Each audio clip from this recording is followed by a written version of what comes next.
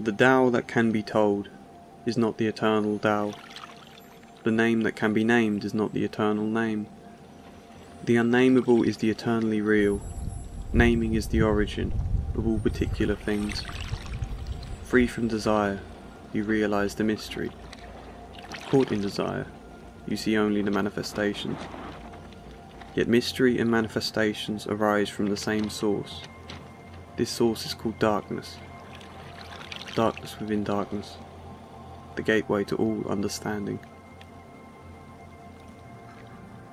Basically, I got a copy of the Tao Te Ching for Christmas, and it made me want to make this video. It's the third copy of the Tao Te Ching I have now, all different translations of it, because it's quite an elusive, difficult text to really understand, which in many ways is precisely the point. Now I've got a Stephen Mitchell translation because his translation seems to be the one people tend to talk about, plus there's some cool illustrations with my copy. Before we get into it, I'll very quickly sum up the Tao Te Ching for those who don't know. It's basically a collection of poems written in ancient China sometime around 400 BC by a man called Lao Tzu, who may or may not have been a real person. It's a collection of poems that eventually gave rise to the religion of Taoism for their spiritual and philosophical wisdom that centres a lot around talking about the Tao, a word often translated to mean the way, the thing of life, this force at the centre of all things, which isn't a great attempt by me to explain it, but that links to what we're told in this first poem of the collection. The Tao that can be told is not the Eternal Dao. The name that can be named is not the eternal name. The point being, if it was a thing I was able to clearly explain and define, then I would be reducing the Tao down, limiting it to something much less than it actually is. I mean, it's like that with people. If you had to describe someone to a friend and you said they're a very lively, good-humoured person, you'll be failing to mention the side of them that can be quite grumpy, or maybe has a tendency to get snobby when films enter the discussion or something. Maybe there's times they're quite shy as well. I mean, I can think about that with myself. I'm quite a shy person a lot of the time, but then again I can turn into a very loud and energetic mess around my friends, and once upon a time I played a few gigs in bands, performed in plays, I even once tried stand-up comedy at school, so that's not particularly shy. How can I be shy if I'm also quite confident? And then a billion other things I am with other contradictions. In trying to define myself, I'd probably be losing scope, and if that's true of me and true for other people, what about of life altogether? So in trying to figure out life, or draw out its meaning in the same way, we'd be limiting it down to something less than it actually is. Which is one disadvantage to the increasingly rational and exact scientific nature of the modern world, this attempt to pin down and define lessens our scope of the wider whole we might find. In trying to properly name the Tao, we fail to understand it, and so, naturally, the only way to really get some grasp of this mysterious, elusive Tao would be to leave it unnamed. The unnameable is the eternally real. Naming is the origin of all particular things. I think I've already made my point about that first line there, but the second and third, naming is the origin of all particular things, it's a line that makes more sense when you put emphasis on particular. The idea as I see it being that before we set about coming up with names for different things, you know, this is the ground, that's the sky, but this is grassy grounds, that one's stony grounds, that's water, that thing in the sky is a cloud, that's the sun, that's a bird in the sky, but it's not literally in the sky, like we're not in the ground, we're just on it, although those trees are rooted in the ground as well as being on it. And notice how confused even naming simple things gets there, because they all blur a little, they're all connected in some way. In going about naming everything, we separate them all out to individual, particular things. The bird is not a part of the sky, the trees are not part of the earth, they're just sort of roommates. The leaves might be part of a tree, but they're a different part, they're a separate thing. The water isn't part of the ground, or of the clouds, or of the tree that drinks it, and the leaves that grow from it, but then again it also sort of is part of it. The sun and the water that comes from the clouds are part of the tree and of us that also drink the water and draw from the sun. Maybe not even in just a physical sense either, emotionally too. We look at the sunrise or the sunset and feel happy. It has an impact on us with a memory that affects our mood and the way we think and go about things, and possibly impacts the turn of events for us that day. I mean, I know I'm being a bit playful and simple with the example there, but who's to say the sun isn't then a part of us, just as the trees and birds and grass and everything else might be? In going about naming stuff, we invent particular things, separate things. Before that, before names in this hypothetical setting, everything was connected. Free from desire, you realise the mystery. Caught in desire, you see only the manifestations. The thing about saying everything is connected is that it's a point I think we'd all basically agree with on an intellectual level, and I can quite happily say everything's connected, but then go about my life walking on the ground like it's just some platform for me, wearing shoes that are just a tool for walking, eating an apple because that's an apple. Like, all of these things are totally separate. So in that sense, so what, it's all connected? What does consciously knowing it's all connected actually change?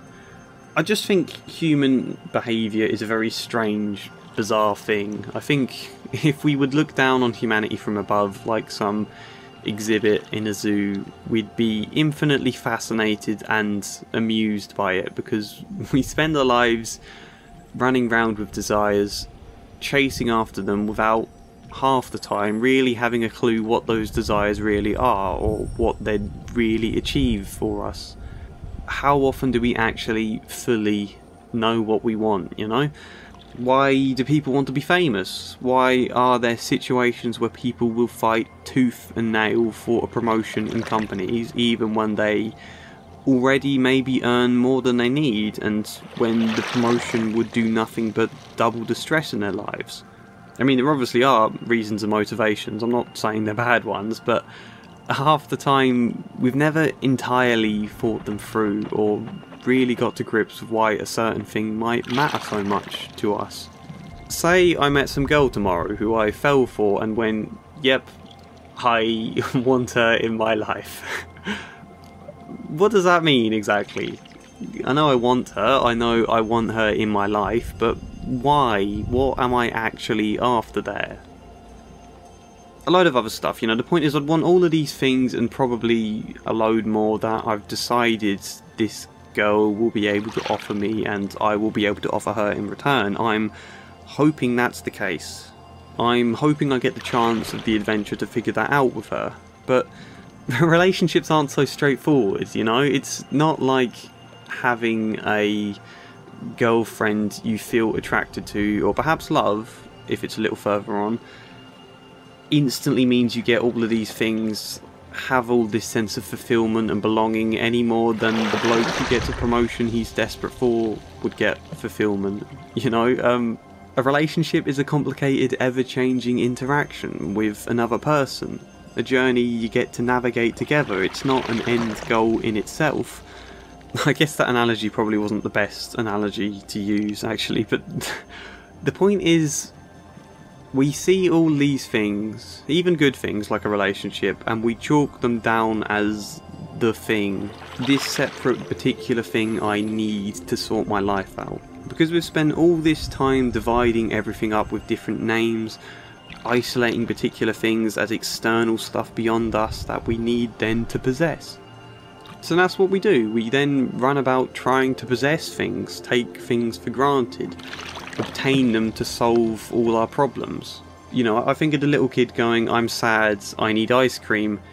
Ice cream solves my sadness. The end. No, it doesn't.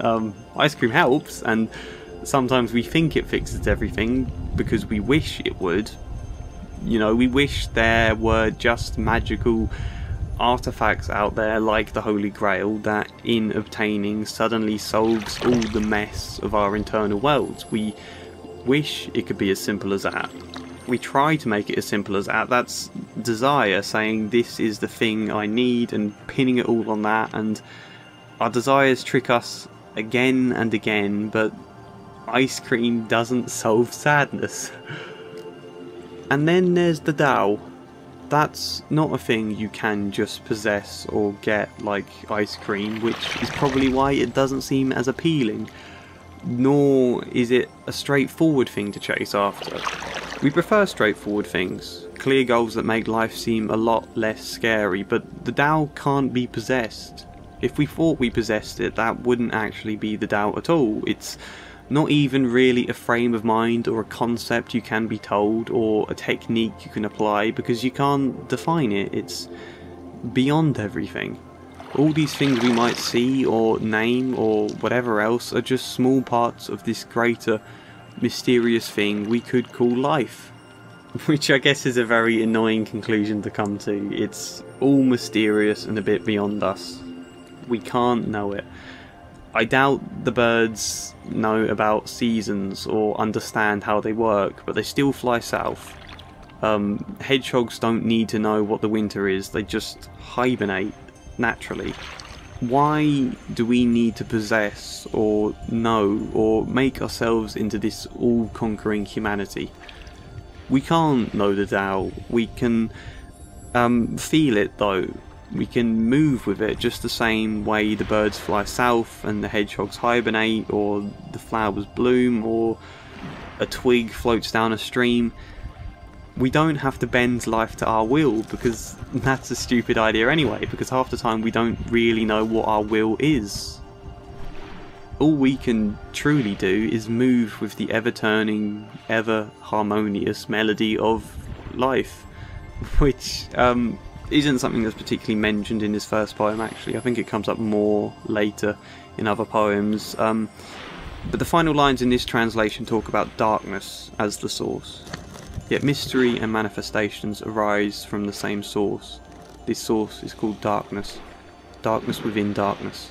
The gateway to all understanding. Which struck me as curious wording. So I went back to look at the other versions I have. The one translated by DC Lao reads, "Being the same, they are called mysteries. Mystery upon mystery. The gateway of the manifold secrets." And the other copy I can't seem to find at the moment. But both point to the idea of this source of all things being unknown and beyond comprehension. Unanswerable. This great mystery of life we have spent thousands of years trying to decipher, and Lao Tzu says, forget deciphering it, forget finding an answer. Answers are overrated, and I suppose that's probably true. Answers are often very much an intellectual rather than emotional realm. In the same way, self-knowledge does not necessarily mean self-awareness. Lao Tzu says, never mind the answers, because that would mean falling into the trap of trying to explain and name things again. It would be beside the point. We can't conquer life. So instead, wisdom begins with ignorance, I guess, to kind of paraphrase Socrates, I think. The greatest of wisdom is to recognise there is always more wisdom to find. Darkness within darkness. A mysterious, uncertain thing of life we will never be able to control, so why do we keep trying to? Me included. Maybe the gateway to all understanding would be in accepting the darkness as a darkness, and the mystery as a mystery. And I say maybe because I'm not Lao Tzu, and to try and suggest I've accepted anything at all would be a lie.